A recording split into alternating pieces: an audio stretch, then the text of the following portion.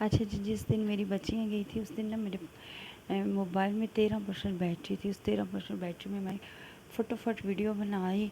Video पहले की बनी हुई थी, सिर्फ ऑडियो करनी थी, वॉइस ओवर की और भी अपलोड कर दी। मैंने कहा चार्जिंग में बाद में लगा दूँगी, और जैसे ही चार्जिंग लगाया फ़ोन ख़राब, चार्ज नहीं कर रहा। मैंने फिर ठीक होने के लिए भेजा, हस्बैंड लेके गए ना, तो वहाँ पे दराज में अपनी दुकान पे रख के भूल गए, ताला लगा के घर आ गए। फिर मैंने उनकी बहुत मिन्नतें की, मैंने कहा मेरा मोबाइल ठीक करा दें, मुझे बहुत सख्त ज़रूरत है। मैंने इन सब को कहा हुआ कि मैंने इस्लामिक वीडियो डालनी होती है इसलिए। तो ये आज फजर का टाइम है, मोबाइल जो है ठीक होके रात को आया, तो मैंने फ़ौरन छोटी सी ये वीडियो बनाई।